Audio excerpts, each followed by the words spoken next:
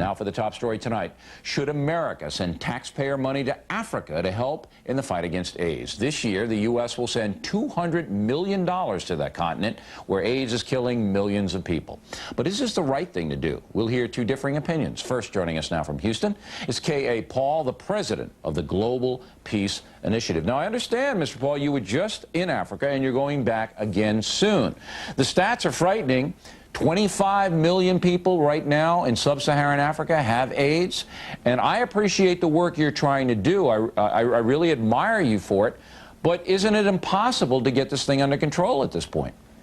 If we don't control now, it will be too difficult to control in the years and decades to come.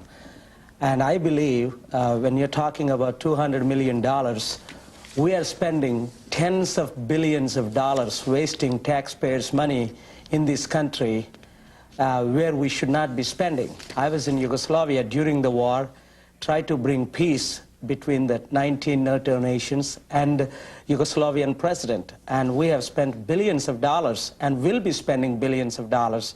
And to me, not saving any souls. All right. Now, you make a good point. We've wasted a lot of money. We're sending more than $1 billion to Colombia to fight the drug traffic there, and I don't believe that money is going to be used at all. Those people are in the mountains. They're going to grow the coca no matter what we do.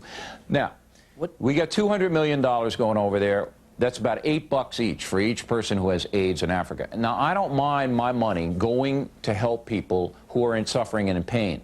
But the governments of most African countries, as you know, are very corrupt. And I'm afraid that my money and your money, Mr. Paul, and everybody else watching, is not getting to these people. It's being stolen. Can you reassure me? Let me try to reassure you.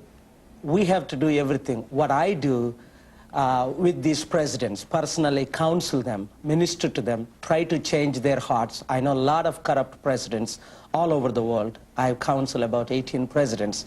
And many of these African presidents are coming to realization, and it is important that we have to assure not only the U.S. government but even the private organizations that are involved in helping these countries, I want to be involved in helping these countries. But you counseling them, how does that reassure Americans? You know, again, I admire you, sir, I really do.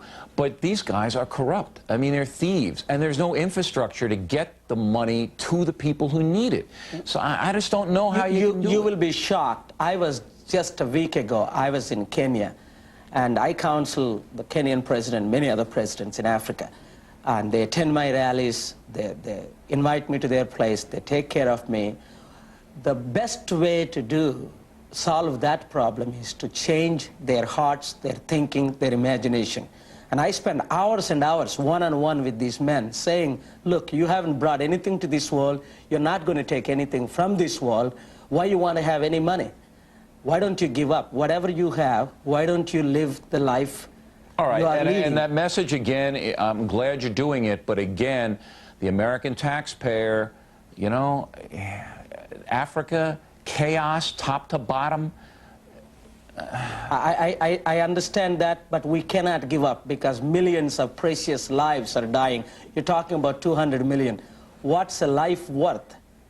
Well, it's priceless. And but we don't see France pouring money in there. We don't see Germany or Switzerland. It seems it always comes back to the United States to do this. That's what who much is given, much is required, as you know the scripture. When much is given to us, we have to do much for the world. And I agree, no other nation does what America does, and I appreciate all the listeners today that they are even tuning into your program like this, and I do appreciate your program because you always bring valuable subjects on the program. Most people like to do things right. They just ignore it. All right, Mr. Paul, we want you to, when you come back from Africa, please check in with us again, and we appreciate your good work, and thanks for being on The Factor tonight. Thank you very much for having me. The other side of this very disturbing problem in a moment.